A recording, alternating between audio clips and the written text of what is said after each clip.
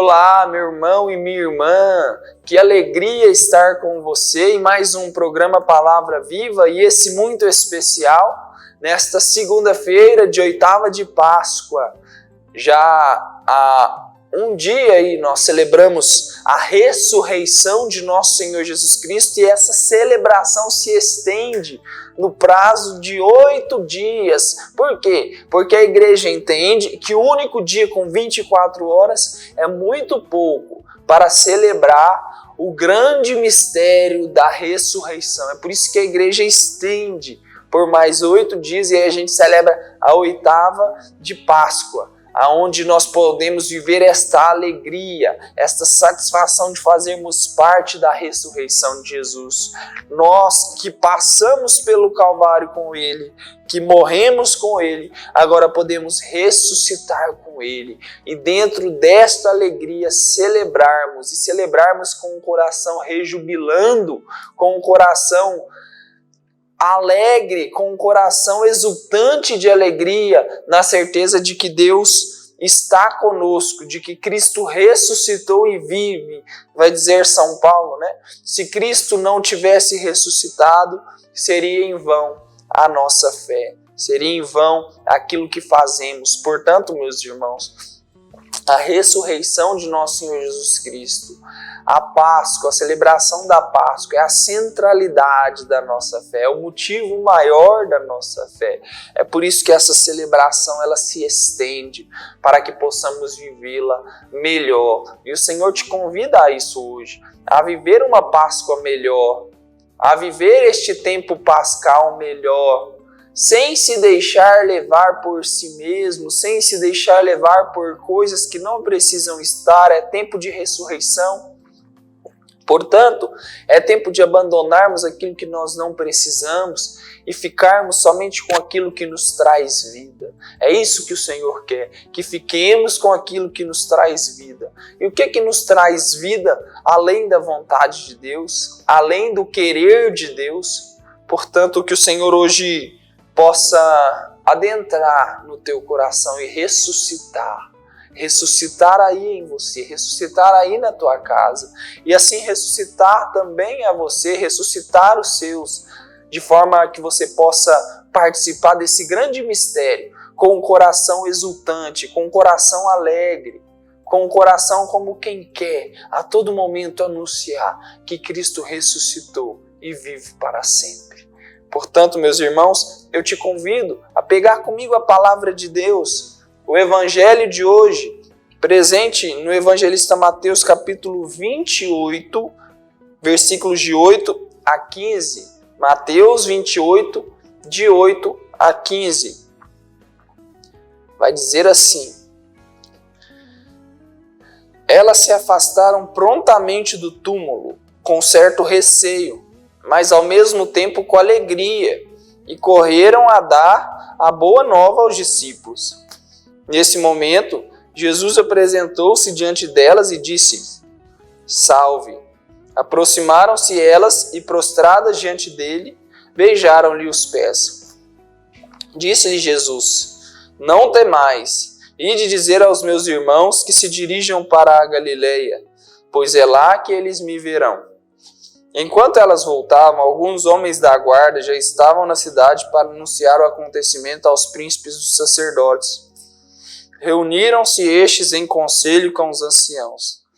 Deram aos soldados uma importante soma de dinheiro, ordenando-lhes: Vós direis que seus discípulos vieram retirá-lo à noite, enquanto dormíeis.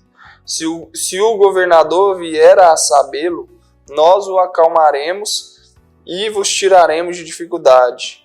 Os soldados receberam o dinheiro e seguiram suas instruções. E essa versão é ainda hoje espalhada entre os judeus. Palavra da salvação, glória a vós, Senhor. Portanto, meus irmãos, nós estamos aqui diante da palavra onde Jesus se encontra com aquelas mulheres, né? Com Maria Madalena e a outra Maria, que foram até o sepulcro e quando lá chegaram, encontraram o sepulcro vazio. E então a palavra nos diz que elas, ao mesmo tempo que tinham que lidar com o medo, com o receio de seu Senhor não estar ali, de não saber ao certo o que tinha acontecido, mas ao mesmo tempo de saber que Jesus Cristo tinha de fato ressuscitado dos mortos, existia essa mistura de sentimentos. A palavra deixa claro isso, que apesar do receio, elas foram anunciar aos discípulos com grande alegria. E aí, naquele momento, Jesus aparece para elas, as saudam, e quando Jesus aparece, elas se prostram no chão. E ali, Jesus, percebendo o medo delas, diz: não tenhais medo, e de dizer aos meus irmãos para ir para a Galiléia, pois é lá que eles me verão. Esta é a primeira parte da narrativa, onde mostra as santas mulheres que vão até o sepulcro e o encontram vazio. E a segunda parte é, mais uma vez, os mestres da lei que ali já subornam os guardas que estavam guardando o túmulo do Senhor, a fim de que eles espalham um boato de que os discípulos haviam chegado ali e roubado o corpo de nosso Senhor Jesus Cristo, fazendo esse boato se espalhar entre os judeus, demonstrando aí o grande pecado dessas pessoas, o grande pecado dos fariseus, dos mestres da lei, que é o pecado contra o Espírito Santo, que é o pecado de malícia, que é o pecado de saber que Jesus Cristo de fato veio de Deus, mas de não crer, mas de não aceitar Jesus. Vai dizer Jesus, né, naquela parábola do rico com Lázaro, que Abraão diz para o rico, né, ainda que alguém ressuscite dos mortos, não acreditariam. É o que acontece com esses fariseus, é o que acontece com esses mestres da lei. Existe então esta diferença, existe então essa diferença em lidar com a ressurreição de nosso Senhor Jesus Cristo, que está ligada diretamente com a nossa vida. A primeira, porque nós muitas vezes somos esses que cremos na ressurreição do Senhor, que nos alegramos com isso, com o fato de que Cristo ressuscitou e que por isso também nós ressuscitaremos. Nós cremos na vida eterna, nós cremos que ficaremos e participaremos da família de Deus na eternidade, que nós fazemos parte de um corpo, nós cremos e nos alegramos com isso, mas ao mesmo tempo também nós temos que lidar com um certo receio, com um certo medo, com uma certa insegurança, nós somos atentados na dúvida, então nós temos que lidar o tempo todo com esse turbilhão de sentimentos que muitas vezes vem à tona e nós temos que buscar o sentido de tudo, buscar o porquê de tudo, nos encontrarmos com o Senhor. Antes de anunciarmos a ressurreição de nosso Senhor Jesus Cristo, é preciso que nós nos encontremos com Ele. Antes de anunciarem a ressurreição de nosso Senhor, aquelas mulheres se encontraram com Ele. E Jesus Cristo também te chama a esta mesma experiência. É preciso anunciar a ressurreição e anunciar com alegria. Mas antes disso, é preciso que nos encontremos com o Senhor. E onde nos encontramos com o Senhor? Jesus Cristo ressuscitado, Ele vive na Eucaristia, por exemplo. É o lugar onde podemos nos encontrar com Jesus, onde nós podemos nos alimentar da Tua graça, onde nós podemos escutar o Senhor nos mostrando aonde é que nós precisamos melhorar, o que nós precisamos deixar. Ele diz para aquelas mulheres: não tenhais medo, porque Ele percebia o medo nelas. Não tenhais medo, e de dizer aos meus irmãos, tenham coragem. Mas é preciso que aconteça esse encontro. Não é simplesmente um anúncio daquilo que nós vimos e supomos, não, mas é o anúncio de um encontro que tivemos. É um anúncio daquilo que vimos. E não vimos simplesmente um sepulcro vazio, que quer dizer uma coisa, mas pode dizer outra. Não, nós vimos o Senhor, nós nos encontramos com Jesus e o mundo precisa deste anúncio. É preciso que você vá para o mundo para anunciar com alegria. E que mundo é esse? É o mundo aí na tua casa. É o mundo ao teu redor.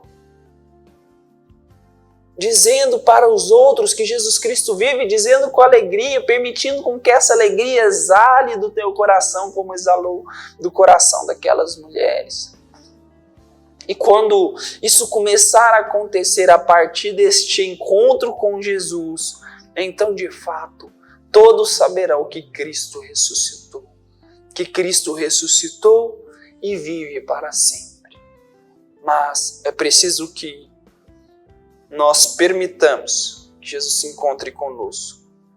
E esse encontro se dará no centro da vontade de Deus. No centro da vontade de Deus. Aquilo que Deus quer. O encontro que Deus quer. Ele mesmo promoverá na tua vida. Ele mesmo providenciará os momentos oportunos. Mas é preciso que haja um esforço. Elas tiveram o esforço de ir até o túmulo do Senhor. Elas tiveram que ir até lá para que o encontro então pudesse acontecer. Para que pudessem testemunhar o milagre. É preciso também que nós possamos ir até o encontro do Senhor, para que então Ele possa realizar na nossa vida aquilo que é necessário realizar. Meu irmão e minha irmã, vamos para um breve intervalo no programa Palavra Viva e voltamos no próximo bloco, com a graça de Deus.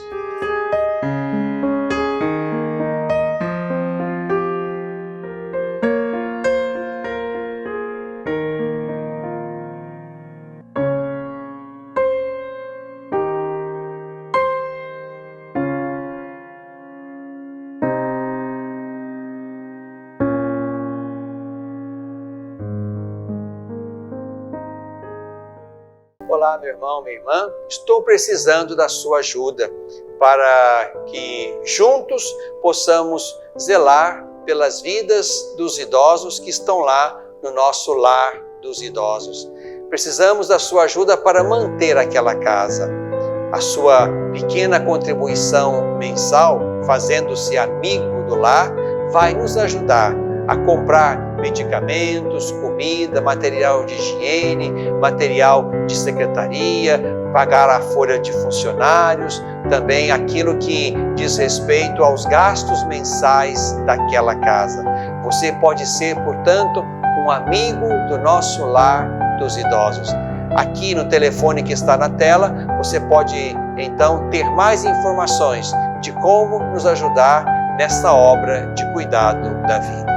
Ajude-nos, é o nosso pedido. Obrigado pelo seu sim.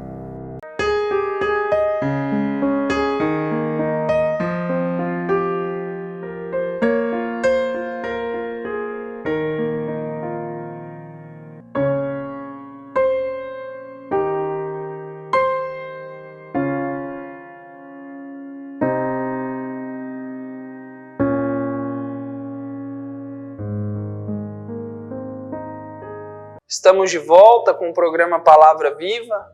Falávamos da ressurreição do Senhor, falávamos da experiência das santas mulheres ao encontrar o Senhor, falávamos da mistura de sentimentos de receio com alegria, mas agora eu quero tratar especificamente de como os mestres da lei lidaram com o fato de que Jesus havia ressuscitado. Eles sabiam que Jesus havia ressuscitado e que os discípulos não tinham ido até o túmulo. Eles não tinham arrastado a pedra com os guardas ali e tirado o corpo do Senhor, não. Jesus Cristo tinha ressuscitado. Isso era a prova definitiva de que ele vinha de Deus. Mas os sumos sacerdotes, os fariseus, eles não creram no Senhor. Eles não tiveram fé em Jesus. Pelo contrário, o que eles queriam era acabar com aquilo. O que eles queriam é que aquilo ali não se espalhasse. O que eles queriam era algo diferente do que Deus queria. Porque Deus mandou Jesus Cristo ao mundo para morrer pelos pecadores, para ressuscitar e para nos dar a oportunidade da salvação. E aqueles homens sabiam disso, porque Jesus já havia realizado milagres, sinais. Porque Jesus Cristo tinha ressuscitado dos mortos, não só ressuscitado os mortos como Lázaro, mas também agora ressuscitado dos mortos. E aqueles homens não puderam crer. E aí partiram para o suborno. Partiram para a compra daqueles soldados, dizendo: olha, diz para o povo que os discípulos vieram aqui, arrancaram a pedra e tiraram o corpo do Senhor. Não se preocupe com o governador, que se ele ficar sabendo, a gente dá um jeitinho. Eles planejaram agora um suposto roubo do corpo do Senhor, para não dizer que Cristo de fato ressuscitou. Meus irmãos, como dizia nosso Senhor Jesus Cristo na parábola, ainda que alguém ressuscite dos mortos, eles não acreditariam. Porque aqueles homens não estavam no centro da vontade de Deus. Eles não queriam a vontade de Deus. Diferente daquelas mulheres que tinham ido até o sepulcro, buscar o Senhor, estar com o Senhor,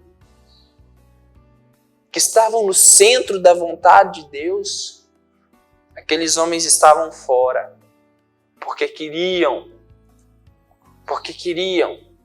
sabia que de fato Cristo veio, que Cristo havia ressuscitado. Mas eles não queriam. Não queriam perceber que Jesus Cristo, uma vez que veio ao mundo, veio para salvar também a eles.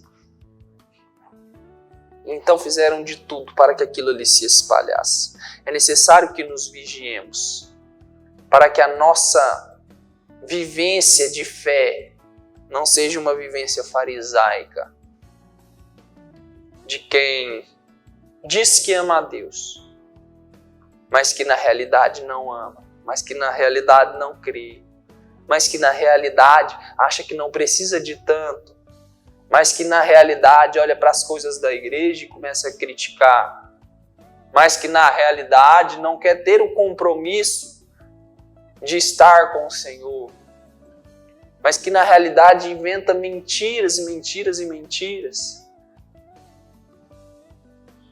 que tem um coração malicioso, que pensa em fazer o mal. Tomemos cuidado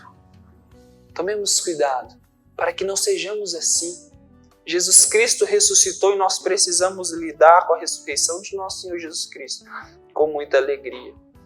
Permitir com que a vida venha a nós e não levar morte às pessoas, não levar destruição para as pessoas. Não tirar Jesus das pessoas. Veja o que aqueles homens queriam fazer. Eles queriam tirar Jesus dos outros. Não, eles não precisam crer nesse tal de Jesus. Não. Tudo que eles precisam é achar que aquilo é uma farsa.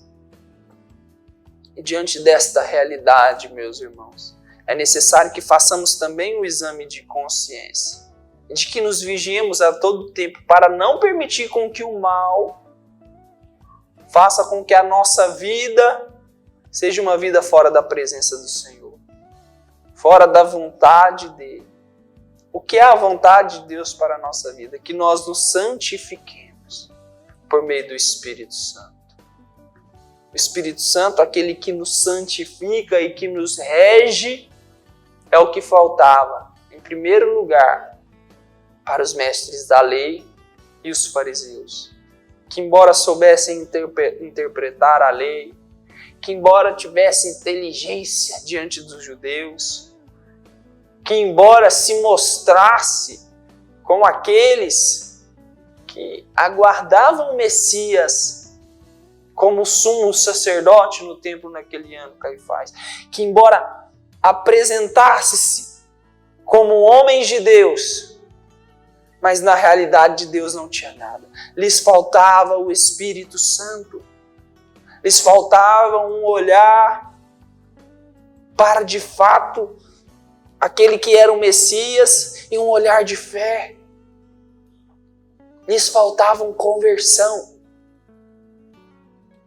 Observemos bem as nossas reações diante daquilo que a igreja nos dá, das celebrações, da liturgia, da Eucaristia. Será que tens feito adoração? E como tem sido a sua adoração? Tem sido indiferente para com Jesus? Você tem rezado de fato? Ou será que há muito tempo você não liga para isso? Há muito tempo você não precisa rezar? Embora você seja de pastoral, você faça parte de uma comunidade, você seja alguma liderança na igreja, você esteja à frente de um grupo de oração, mas será que a tua fé não está vazia? Será que a tua experiência com Cristo ressuscitado não está escassa? O que você tem anunciado? E aqui o anúncio não é um anúncio simplesmente com a boca, com a palavra, não, mas com a vida. Você tem anunciado com alegria que Cristo ressuscitou, como aquelas mulheres? Tem exultado de alegria e tem tido no teu coração essa vontade de anunciar que Jesus Cristo vive e veio para a salvação de todos? Ou será que não? Será que você omite, como fizeram os mestres da lei, os fariseus e aqueles soldados? Será que você deixa de falar com a tua vida? Será que a tua vida aponta para uma coisa que na realidade você diz que vive outra? Você diz ser de Deus, mas a tua vida não demonstra isso? É necessário que nos vigiemos e que peçamos a Deus ainda, embora tenha passado o tempo da quaresma, que nos converta, a fim de que possamos viver a Páscoa que se estenderá por esses 8 dias, depois que nós viveremos por um tempo ainda até Pentecostes, mas que vai se atualizar em todos os domingos da nossa vida. E também por todos os dias da nossa vida, onde Cristo ressuscita e se faz vivo no meio de nós. Onde Cristo pode então perdoar os nossos pecados por meio do sacramento da reconciliação, onde Cristo pode se dar a nós em corpo, sangue, alma e divindade, por meio da Eucaristia. Meu irmão e minha irmã, o que nosso Senhor mais quer é que nós vivenciemos bem este tempo pascal. E ao vivenciarmos com Ele, na experiência com Ele, Ele é quem irá transformar toda a nossa realidade. Ele quem irá transformar o nosso coração. E a partir de nós transformar também aqueles que estão ao nosso redor. Alcançar aqueles que estão ao nosso redor. Por isso creia que Jesus Cristo vive e veio ao mundo. Morreu, ressuscitou. E está no meio de nós. E precisa ser anunciado como aquele que veio trazer a vida, e a vida em abundância. Por essa razão, nos coloquemos diante de Jesus ressuscitado e peçamos a Ele a graça de estarmos com o coração atento, a graça do esforço em buscá-lo, o esforço da oração, a graça do esforço em ouvi-lo. Ele que tem tanto a nos falar: Senhor, nós queremos te ouvir. Queremos ouvir a tua voz. A graça de não nos levarmos pelas tentações, pelo desânimo e por tantos outros males que tentam nos tirar a presença de nosso Senhor Jesus Cristo. Peçamos à Virgem Maria a graça de olharmos para o teu Filho ressuscitado e termos nele sempre a esperança da vida eterna. Ave Maria, cheia de graça, o Senhor é convosco. Bendita sois vós entre as mulheres, Bendito é o fruto do vosso ventre, Jesus.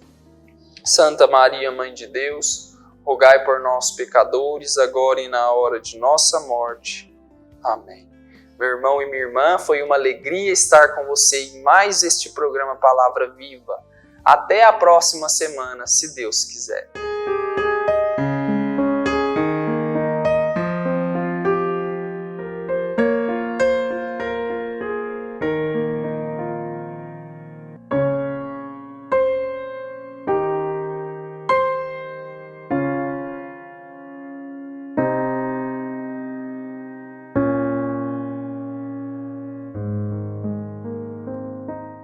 Olá, meu irmão, minha irmã, estou precisando da sua ajuda para que juntos possamos zelar pelas vidas dos idosos que estão lá no nosso lar dos idosos.